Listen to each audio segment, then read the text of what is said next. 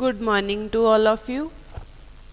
Now we will start a writing task 1, and task 1 is the plans below show a public park when it first opened in 1920 and the same park today. ਹਾਂਜੀ ਰਜੇ ਸਾਡੇ ਕੋਲ ਦੋ ਦੱਸੇ ਹੋਏ ਆ diagrams ਦਿੱਤੀਆਂ ਹੋਈਆਂ plan ਦੱਸੇ ਹੋਏ ਆ ਕਿ ਇੱਕ ਪਾਰਕ ਹੈ ਜਿਹੜਾ 1920 ਦੇ ਵਿੱਚ ਕੁਝ ਇਸ ਤਰ੍ਹਾਂ ਦਾ ਸੀ ਜਦੋਂ ਕਿ ਅੱਜ ਦੇ ਟਾਈਮ ਦੇ ਵਿੱਚ ਇਨ ਟੂ ਡੇ ਇਹ ਜਿਹੜਾ ਪਾਰਕ ਹੈ ਉਹਦਾ ਦ੍ਰਿਸ਼ ਉਹਦਾ ਜਿਹੜਾ ਵਿਊ ਹੈ ਉਹ ਇਦਾਂ ਦਾ ਹੋ ਚੁੱਕਿਆ।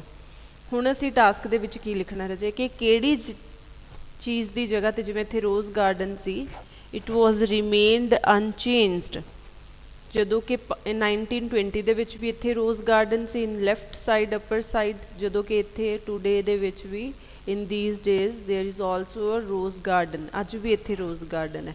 ਮਤਲਬ ਕਿ ਰਜੇ ਸਾਡੇ ਟਾਸਕ ਦੇ ਵਿੱਚ ਅਸੀਂ ਚੇਂਜਸ ਦੱਸਾਂਗੇ ਕਿ 1920 ਤੇ ਅੱਜ ਦੇ ਟਾਈਮ ਦੇ ਵਿੱਚ ਕੀ ਚੇਂਜਸ ਆਈਆਂ ਨੇ ਇੱਕ ਪਾਰਕ ਦੇ ਵਿੱਚ। ਕਲੀਅਰ ਰਜੇ? ਆ ਦੇਖੋ ਹੁਣ ਅਸੀਂ ਦੇਖਦੇ ਹਾਂ ਰਜੇ ਫਾਊਂਟੇਨ ਸੀ ਜਿੱਥੇ in 1920 ਦੇ ਵਿੱਚ in the center of the park where the fountain has been removed to establish a rose garden। ठीक है जी ਇਹਨੂੰ ਰਿਮੂਵ ਕਰਕੇ ਰਜੇ ਇੱਥੇ ਰੋਜ਼ ਗਾਰਡਨ ਬਣਾ ਦਿੱਤਾ ਗਿਆ with the facility of seats around it ਇੱਦਾਂ ਲਿਖ ਸਕਦੇ ਹਾਂ ਆਪਾਂ। ਠੀਕ ਹੈ ਰਜੇ ਇੱਦਾਂ ਸਾਰੇ ਚੇਂਜਸ ਲਿਖਾਂਗੇ ਜਿਵੇਂ ਅਸੀਂ ਦੇਖਦੇ ਹਾਂ ਐਂਟਰੈਂਸ ਦੋਵੇਂ ਐਂਟਰੈਂਸ ਸੇਮ ਰਹੀਆਂ ਅੱਜ ਦੇ ਟਾਈਮ ਵਿੱਚ ਵੀ 1920 ਦੇ ਵਿੱਚ ਵੀ ਐਂਟਰੈਂਸ ਇਹੀ ਜਗ੍ਹਾ 'ਤੇ ਸੀ ਜਦੋਂ ਕਿ ਅੱਜ ਦੇ ਟਾਈਮ ਵਿੱਚ ਵੀ ਐਂਟਰੈਂਸ ਸੇਮ ਹੀ ਹੈ। ਇਹਨੂੰ ਅਸੀਂ ਲਿਖ ਸਕਦੇ ਹਾਂ the entrance at the top and bottom remained unchanged। Top ਤੋਂ ਵੀ ਰਜੇ ਅਤੇ ਬਾਟਮ ਤੋਂ ਵੀ ਐਂਟਰੈਂਸ ਆ ਜਿਹੜੀ ਉਹ ਸੇਮ ਰਹੀ ਹੈ। ਠੀਕ ਹੈ ਅਤੇ ਹੋਰ ਅਸੀਂ ਚੇਂਜਸ ਦੇਖਦੇ ਹਾਂ ਰਜੇ ਸਾਰੇ ਮੈਂਸ਼ਨ ਕਰਨੇ ਆ ਰਜੇ ਤੁਸੀਂ। ਆ ਦੇਖੋ ਰਜੇ ਪਾਸਟ ਦੇ ਵਿੱਚ ਰਜੇ ਇੱਥੇ ਸੀ ਜਿਹੜਾ ਰੋਜ਼ ਗਾਰਡਨ ਸੀ ਅਤੇ ਜਦੋਂ ਕਿ ਹੁਣ ਇੱਥੇ ਕੈਫੇ ਬਣ ਚੁੱਕਿਆ cafe has replaced the rose garden. ਠੀਕ ਹੈ ਜੀ ਹੁਣ ਅਸੀਂ ਦੇਖਦੇ ਹਾਂ in right side right upper side there was a pond for water plants whereas in these days it is changed into children's play area ਜਦੋਂ ਕਿ ਅੱਜ ਦੇ ਟਾਈਮ ਵਿੱਚ ਇਹ ਚੇਂਜ ਹੋ ਕੇ ਬੱਚਿਆਂ ਦੇ ਲਈ ਖੇਡਣ ਲਈ ਏਰੀਆ ਬਣ ਚੁੱਕਿਆ। ਠੀਕ ਹੈ ਰਾਜੇ ਇੱਦਾਂ ਸਾਰਿਆਂ ਦੇ ਚੇਂਜਸ ਦੱਸਣੇ ਨੇ ਕਿਹੜੀ ਜਗ੍ਹਾ 'ਤੇ 1920 ਦੇ ਵਿੱਚ ਕੀ ਬਣਿਆ ਹੋਇਆ ਸੀ ਅਤੇ ਅੱਜ ਦੇ ਟਾਈਮ ਵਿੱਚ ਇਸ ਪਾਰਕ ਦੇ ਵਿੱਚ ਉਸ ਜਗ੍ਹਾ 'ਤੇ ਕੀ ਇਸਟੈਬਲਿਸ਼ ਕੀ ਬਣਿਆ ਕੀ ਮੋਡੀਫਿਕੇਸ਼ਨ ਆਈਆਂ ਨੇ ਕੀ ਕਨਵਰਸੇਸ਼ਨ ਆਈ ਹੈ ਕੀ ਕਨਵਰਟ ਕੀਤਾ ਗਿਆ। ਠੀਕ ਹੈ ਰਾਜੇ ਇੱਦਾਂ ਅਸੀਂ ਸਾਰਾ ਟਾਸਕ 1 ਲਿਖਾਂਗੇ and task 2 is some people say that music is a good way of bringing people of different cultures and ages together। To what extent do you agree or disagree with this opinion? हाँ जी ਕਹਿੰਦੇ ਰਾਜੇ ਕੁਛ ਲੋਕ ਕਹਿੰਦੇ ਨੇ ਕਿ ਇੱਕ music good ਵੇ ਹੈ ਬੈਸਟ ਵੇ ਹੈ ਲੋਕਾਂ ਨੂੰ ਇਕੱਠੇ ਲੈ ਕੇ ਆਉਣ ਦਾ ਮਤਲਬ ਕਲੋਜ਼ ਕਰਨ ਦਾ ਸਾਰੇ ਕਲਚਰ ਦੇ ਲੋਕਾਂ ਦਾ ਔਰ ਸਾਰੇ ਏਜਸ ਦੇ ਗਰੁੱਪ ਦਾ ਸਾਰੇ ਲੋਕਾਂ ਨੂੰ ਇਕੱਠੇ ਕਰਨ ਦਾ ਇੱਕ ਬੈਸਟ ਵੇ ਹੈ ਉਹ ਕੀ ਹੈ ਮਿਊਜ਼ਿਕ। ਤੁਸੀਂ ਇਸ ਸਟੇਟਮੈਂਟ ਦੇ ਨਾਲ ਕਿਸ ਹੱਦ ਤੱਕ ਅਗਰੀ ਔਰ ਡਿਸਅਗਰੀ ਕਰਦੇ ਹੋ ਇਹ ਸਾਡਾ ਟਾਸਕ ਹੈ ਰਾਜੇ। ਜੇ ਤਾਂ ਅਸੀਂ ਅਗਰੀ ਕਰ ਰਹੇ ਹਾਂ ਕਿ ਹਾਂਜੀ ਮਿਊਜ਼ਿਕ ਇੱਕ ਗੁੱਡ ਵੇ ਹੈ ਜਿਹਦੇ ਨਾਲ ਅਸੀਂ ਲੋਕਾਂ ਨੂੰ ਕਲੋਜ਼ ਕਰ ਸਕਦੇ ਹਾਂ ਅਲੱਗ-ਅਲੱਗ ਧਰਮਾਂ ਦੇ ਲੋਕਾਂ ਨੂੰ ਅਲੱਗ-ਅਲੱਗ ਕਲਚਰ ਦੇ ਲੋਕਾਂ ਨੂੰ ਅਲੱਗ-ਅਲੱਗ ਏਜ ਗਰੁੱਪ ਦੇ ਲੋਕਾਂ ਨੂੰ ਇਕੱਠਾ ਕਰ ਸਕਦੇ ਹਾਂ ਮਿਊਜ਼ਿਕ ਅੱਛਾ ਵੇ ਆ ਤਾਂ ਇਹਦੇ ਵਿੱਚ ਅਸੀਂ ਕੀ ਲਿਖ ਸਕਦੇ ਹਾਂ ਰਾਜੇ। ਇੱਕ ਤਾਂ ਕਿ ਮਿਊਜ਼ਿਕ ਦੀ ਇੱਕ ਅਲੱਗ ਹੀ ਲੈਂਗੁਏਜ ਹੁੰਦੀ ਹੈ ਰਾਜੇ ਇਹਦਾ ਕਿਸੇ ਰਿਲੀਜਨ ਨਾਲ ਕਿਸੇ ਕਲਚਰ ਨਾਲ ਕੋਈ ਲੈਣ ਦੇਣ ਨਹੀਂ ਹੁੰਦਾ ਕਿਉਂਕਿ it's just about emotion joy love sorrow ਇਹ ਆਪਣੇ ਦੁੱਖ ਸੁੱਖ ਮਤਲਬ ਇਟਸ ਜਸਟ ਅਬਾਊਟ ਫੀਲਿੰਗਸ ਜੋ ਤੁਸੀਂ ਫੀਲ ਕਰਦੇ ਹੋ ਤੁਸੀਂ ਉਹਨਾਂ ਨੂੰ ਵਰਡਸ ਦੇ ਕੇ ਲਿਰਿਕਸ ਦੇ ਕੇ ਤੁਸੀਂ ਉਹਨੂੰ ਬੋਲ ਦਿੰਦੇ ਹੋ ਜਿਹੜਾ ਕਿ ਹਰ ਇੱਕ ਬੰਦੇ ਨੂੰ ਟੱਚ ਕਰਦੀ ਹੈ ਗੱਲ ਅਤੇ ਉਹਨੂੰ ਕਨੈਕਟ ਕਰਕੇ ਉਹਦੇ ਤੱਕ ਉਹ ਲੈਸਨ ਹੈ ਜੋ ਤੁਸੀਂ ਕਹਿਣਾ ਚਾਹੁੰਦੇ ਤੁਹਾਡਾ ਮੈਸੇਜ ਆ ਉਹ ਪਹੁੰਚ ਜਾਂਦਾ। ਸੋ ਇਸ ਕਰਕੇ ਮਿਊਜ਼ਿਕ ਇਹਦੇ ਲਈ ਬੈਸਟ ਵੇ ਹੈ ਕਿ ਹਰ ਇੱਕ ਧਰਮ ਦਾ ਲੋਕ ਹਰ ਇੱਕ ਕਲਚਰ ਦਾ ਲੋਕ ਹਰ ਇੱਕ ਏਜ ਗਰੁੱਪ ਦਾ ਲੋਕ ਉਹਨੂੰ ਸਮਝ ਕੇ ਇਕੱਠੇ ਹੋ ਸਕਦੇ ਆ ਕਲੋਜ਼ ਫੀਲ ਕਰ ਸਕਦੇ ਆ। ਬੱਚੇ ਆ ਜਿਵੇਂ ਛੋਟੇ ਏਜ ਦੇ ਬੱਚੇ ਹੋ ਗਏ ਉਹ ਇਕੱਠੇ ਸੌਂਗ ਸੁਣ ਕੇ ਫਨ ਕਰਦੇ ਆ ਜਦੋਂ ਸੌਂਗ ਕਿਤੇ ਵੀ ਚੱਲਦੇ ਆ ਡਾਂਸ ਕਰਦੇ ਆ ਉਹਦੇ 'ਤੇ ਮਤਲਬ ਉਹ ਸਾਰਾ ਕੁਛ ਆਪਣਾ ਭੁੱਲ ਕੇ ਸਿਰਫ ਉਸ ਟਾਈਮ ਰਿਫਰੈਸ਼ ਹੋ ਕੇ ਫਨ ਕਰਦੇ ਆ।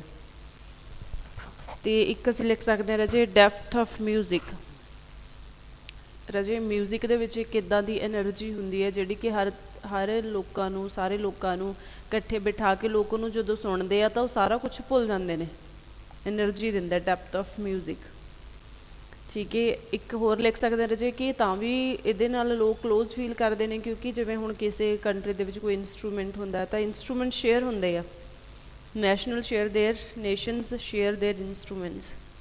ਇੱਕ ਦੂਜੇ ਨਾਲ ਕੋਈ ਵੀ ਜਿਵੇਂ ਨਵਾਂ ਕੋਈ ਸੌਂਗ ਉਹਨਾਂ ਨੇ ਕਿਸੇ ਟੋਨ 'ਤੇ ਬਣਾਇਆ ਕੁਛ ਵੀ, ਤਾਂ ਉਹ ਇੱਕ ਦੂਸਰੀ ਕੰਟਰੀਜ਼ ਦੇ ਨਾਲ ਉੱਦਾਂ ਦੀਆਂ ਚੀਜ਼ਾਂ ਸ਼ੇਅਰ ਕਰਦੇ ਆ।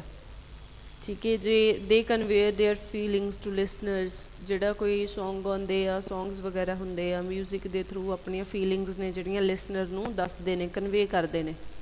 ਠੀਕ ਹੈ। ਸਟਰੋਂਗ ਬੌਂਡ ਬਣਦਾ ਰਹੇ ਇਹਦੇ ਨਾਲ। ਅਤੇ ਕੁਛ ਚੀਜ਼ਾਂ ਹੁੰਦੀਆਂ ਜਿਵੇਂ ਕਿਤੇ ਵਾਇਲੈਂਟ ਹੋ ਜਾਂਦਾ ਆ, ਹੈ ਨਾ, ਤਾਂ ਰਜੇ ਜਿਹੜਾ ਮਿਊਜ਼ਿਕ ਹੈ ਉਹਦੇ ਨਾਲ ਤੁਸੀਂ ਇੱਦਾਂ ਦੇ ਉਹਨੂੰ ਵਰਡਸ ਦਿਓਗੇ ਆਪਣੇ ਸੌਂਗਸ ਨੂੰ ਕਿ ਦੂਸਰੀ ਕੰਟਰੀ ਦੇ ਲੋਕਾਂ ਨੂੰ ਤੁਹਾਡੀਆਂ ਫੀਲਿੰਗਸ ਪਤਾ ਲੱਗ ਜਾਂਦੀਆਂ ਨੇ। ਤਾਂ ਉਹਦੇ ਨਾਲ ਕੀ ਆ, ਸਾਡਾ ਜਿਹੜਾ ਕੰਟਰੀਜ਼ ਦੇ ਵਿੱਚ ਪੀਸਫੁਲ ਇਨਵਾਇਰਮੈਂਟ ਬਣਿਆ ਰਹਿੰਦਾ ਆ। ਠੀਕ ਹੈ। ਕਿਉਂਕਿ ਇਹ ਆਪਣੀਆਂ ਫੀਲਿੰਗਸ ਨੇ ਇੱਕ ਅੱਛੇ ਤਰੀਕੇ ਦੇ ਨਾਲ ਮਿਊਜ਼ਿਕ ਦੇ ਥਰੂ ਅਸੀਂ ਕਿਸੇ ਬੰਦੇ ਨੂੰ ਐਕਸਪ੍ਰੈਸ ਕਰ ਸਕਦੇ ਹਾਂ। ਠੀਕ ਹੈ ਜੀ। ਇਹ ਸੀ ਰੀਜ਼ਨ। ਜੇ ਅਸੀਂ ਅਦਰਵੇਜ਼ ਲਿਖਦੇ ਹਾਂ ਰਜੇ ਕਿ ਤੁਸੀਂ ਅਗਰ ਡਿਸਅਗਰੀ ਹੋ ਗਏ ਇਸ ਸਟੇਟਮੈਂਟ ਦੇ ਨਾਲ ਕਿ ਨਹੀਂ ਮਿਊਜ਼ਿਕ ਗੁੱਡ ਵੇ ਨਹੀਂ, ਹੋਰ ਵੇ ਨੇ, ਫਿਰ ਤੁਸੀਂ ਹੋਰ ਵੇਜ਼ ਦੇ ਬਾਰੇ ਲਿਖੋਗੇ ਕਿ ਹੋਰ ਕਿਹੜੇ ਵੇ ਨੇ ਜਿਨ੍ਹਾਂ ਦੇ ਨਾਲ ਅਸੀਂ ਲੋਕਾਂ ਨੂੰ ਕਲੋਜ਼ ਕਰ ਸਕਦੇ ਹਾਂ, ਹਰ ਧਰਮ ਔਰ ਹਰ ਕਲਚਰ ਦੇ ਅਤੇ ਹਰ ਏਜ ਦੇ ਲੋਕਾਂ ਨੂੰ। ਫਿਰ ਅਸੀਂ ਡਿਸਅਗਰੀ ਦੇ ਵਿੱਚ ਹੋਰ ਕੀ ਲਿਖ ਸਕਦੇ ਹਾਂ ਰਾਜੇ ਕਿ ਹੋਰ ਕਿਹੜੀਆਂ ਚੀਜ਼ਾਂ ਨੇ ਜਿਨ੍ਹਾਂ ਦੇ ਨਾਲ ਲੋਕ ਕਲੋਜ਼ ਫੀਲ ਕਰ ਸਕਦੇ ਆ। Bringing people of different cultures and ages together. ਇੱਕ ਤਾਂ ਅਸੀਂ ਲਿਖ ਸਕਦੇ ਹਾਂ ਰਾਜੇ ਸ਼ੇਅਰਿੰਗ, ਬਹੁਤ ਵੱਡੀ ਚੀਜ਼ ਹੈ ਸ਼ੇਅਰਿੰਗ, ਕਿ ਕੁਛ ਵੀ ਤੁਸੀਂ ਇੱਕ ਦੂਸਰੀ ਕੰਟਰੀ ਦਾ ਕੋਈ ਚੀਜ਼ ਦੇ ਸ਼ੇਅਰਿੰਗ ਹੈ, ਚਾਹੇ ਐਕਸਪੋਰਟ ਇੰਪੋਰਟ ਲਾ ਲਓ, ਹੈ ਨਾ, ਐਕਸਪੋਰਟ ਇੰਪੋਰਟ ਦਾ ਬਿਜ਼ਨਸ ਹੈ। ਤਾਂ ਜਦੋਂ ਅਸੀਂ ਇੱਕ ਦੂਸਰੀ ਕੰਟਰੀ ਤੋਂ ਲੈਣ ਦੇਣ ਕਰਦੇ ਰਹਾਂਗੇ, ਐਕਸਪੋਰਟ ਸਾਡਾ ਵਪਾਰ ਬਿਜ਼ਨਸ ਚੱਲਦਾ ਰਹੇਗਾ, ਤਾਂ ਇਹਦੇ ਨਾਲ ਕੀ ਹੈ ਸਾਡਾ ਕੰਟਰੀਜ਼ ਦਾ ਅੱਛਾ ਬੌਂਡ ਬਣਿਆ ਰਹੇਗਾ। ਇਨਵੀਟੇਸ਼ਨਸ ਰਚੇ ਇੱਕ ਅਸੀਂ ਲਿਖ ਸਕਦੇ ਹਾਂ ਕਿ ਕੁਛ ਵੀ ਅਸੀਂ ਔਰਗੇਨਾਈਜ਼ ਕਰਵਾ ਰਹੇ ਹਾਂ, ਕੋਈ ਪ੍ਰੋਗਰਾਮ ਵੱਡੇ ਉਹਦੇ 'ਤੇ ਸਟੇਟ ਲੈਵਲ 'ਤੇ ਕੋਈ ਔਰਗੇਨਾਈਜੇਸ਼ਨ ਚਲਾ ਰਹੇ ਹਾਂ, ਔਰਗੇਨਾਈਜ਼ ਕੁਛ ਕਰ ਰਹੇ ਹਾਂ, ਤਾਂ ਫਿਰ ਕੀ ਹੈ ਸਾਨੂੰ ਇੱਕ ਦੂਸਰੀ ਕੰਟਰੀਜ਼ ਦੇ ਮਿਨਿਸਟਰਸ ਨੂੰ, ਲੋਕਾਂ ਨੂੰ ਇਨਵਾਈਟ ਕਰਨਾ ਚਾਹੀਦਾ, ਜਿਹਦੇ ਨਾਲ ਕੀ ਹੈ ਸਾਡਾ ਰਿਲੇਸ਼ਨ ਹੈ ਜਿਹੜਾ ਉਹ ਅੱਛਾ ਬਣਿਆ ਰਹੇਗਾ। ਅਸੀਂ ਲਿਖ ਸਕਦੇ ਹਾਂ ਰਾਜੇ ਕਿ they can celebrate there festivals together.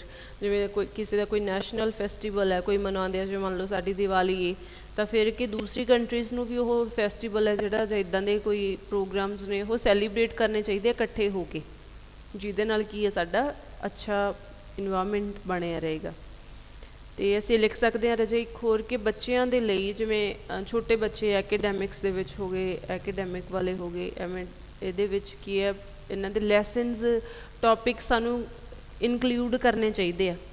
ਬੱਚਿਆਂ ਨੂੰ ਇੱਕ ਦੂਸਰੇ ਦਾ ਕਲਚਰ ਦੱਸਣਾ ਚਾਹੀਦਾ, ਹੋਰ ਕੰਟਰੀਜ਼ ਦਾ ਕਲਚਰ ਦੱਸਣਾ ਚਾਹੀਦਾ, ਉਹਨਾਂ ਦੀ ਹਿਸਟਰੀ ਦੱਸਣੀ ਚਾਹੀਦੀ ਆ ਕਿ ਉਹ ਅੱਛੇ ਨੇ ਅਤੇ ਅਸੀਂ ਕਿਵੇਂ ਮੋਰਲ ਵੈਲਿਊਜ਼, ਅਸੀਂ ਕਿਵੇਂ ਉਹਨਾਂ ਦੇ ਨਾਲ ਪਿਆਰ ਨਾਲ ਰਹਿਣਾ, ਕਿਵੇਂ ਅਸੀਂ ਉਹਨਾਂ ਨਾਲ ਅੱਛਾ ਬੌਂਡ ਰੱਖਣਾ। ਇਹ ਚੀਜ਼ਾਂ ਉਹਨਾਂ ਨੂੰ ਸਕੂਲਿੰਗ ਦੇ ਵਿੱਚ ਹੀ ਸਮਝਾ ਦਿੱਤੀਆਂ ਜਾਣੀਆਂ ਚਾਹੀਦੀਆਂ ਨੇ, ਕਲੀਅਰ ਕਰ ਦਿੱਤੀਆਂ ਜਾਣੀਆਂ ਚਾਹੀਦੀਆਂ ਨੇ। ਅਤੇ ਅਸੀਂ ਹੋਰ ਲਿਖ ਸਕਦੇ ਹਾਂ ਰਾਜੇ ਹੈਲਪਿੰਗ ਹੈਂਡ ਇਨ ਕ੍ਰਿਟੀਕਲ ਸਿਚੁਏਸ਼ਨਸ। ਜਦੋਂ ਕੋਈ ਵੀ ਕਿਸੇ ਕੰਟਰੀ ਦੇ ਵਿੱਚ ਕੋਈ ਪ੍ਰੋਬਲਮ ਆਉਂਦੀ ਆ, ਜਿਵੇਂ ਕੋਈ ਮੰਨ ਲਓ ਕਿਤੇ ਫਲੱਡ ਆ ਗਏ, ਡਰੌਟਸ ਹੁੰਦੇ ਆ, ਜਾਂ ਕਿਤੇ ਸਟਾਰਵੇਸ਼ਨ ਹੁੰਦੀ ਆ, ਤਾਂ ਮਤਲਬ ਇੱਦਾਂ ਦੀਆਂ ਪ੍ਰੋਬਲਮਸ ਦੇ ਵਿੱਚ ਕੀ ਆ ਇੱਕ ਦੂਸਰੀ ਕੰਟਰੀਜ਼ ਨੂੰ ਹੈਲਪ ਕਰਨੀ ਚਾਹੀਦੀ ਹੈ, ਇੱਕ ਦੂਸਰੀ ਕੰਟਰੀਜ਼ ਦੀ ਮਤਲਬ ਫੰਡ ਦੇਣੇ ਚਾਹੀਦੇ ਆ ਉਹਨਾਂ ਦੇ ਲੋਕਾਂ ਨੂੰ। ਇਹਦੇ ਨਾਲ ਕੀ ਹੋਏਗਾ ਰਾਜੇ ਇੱਕ ਦੂਸਰੀ ਕੰਟਰੀਜ਼ ਦਾ ਜਿਹੜਾ ਅੱਛਾ ਬੌਂਡ ਬਣਿਆ ਰਹੇਗਾ, ਕਲੋਜ਼ ਫੀਲ ਕਰਨਗੇ ਉਹ। ਠੀਕ ਹੈ ਸੀ। ਇਹ ਅਸੀਂ ਲਿਖ ਸਕਦੇ ਹਾਂ ਰਾਜੇ ਡਿਸਅਗਰੀ ਵਾਲੀ ਸਾਈਡ, ਜੇ ਅਸੀਂ ਡਿਸਅਗਰੀ ਹੋ ਰਹੇ ਹਾਂ। ਜੇ ਅਗਰੀ ਹੋ ਰਹੇ ਹਾਂ ਤਾਂ ਮਿਊਜ਼ਿਕ ਦਾ ਹੀ ਅਸੀਂ ਉਹਦੇ ਬੈਨੀਫਿਟ ਦੱਸਾਂਗੇ ਕਿ ਮਿਊਜ਼ਿਕ ਕੀ ਲੋਕਾਂ ਨੂੰ ਫੀਲ ਕਰਵਾਉਂਦਾ, ਜਿਹਦੇ ਨਾਲ ਉਹ ਕਲੋਜ਼ ਹੋ ਜਾਂਦੇ ਨੇ। ਠੀਕ ਹੈ ਜੀ। ਅਤੇ ਕਨਕਲੂਜ਼ਨ ਦੇ ਵਿੱਚ ਰਾਜੇ ਉਹੀ ਇੱਕ ਰੀਜ਼ਨ ਜੋ ਤੁਸੀਂ ਆਪਣੇ ਬੀਬੀਜ਼ ਦੇ ਵਿੱਚ ਲਿਖਿਆ ਪਲੱਸ ਸਲਿਊਸ਼ਨ। ਠੀਕ ਹੈ ਜੀ। Now you can start your writing module. Thank you.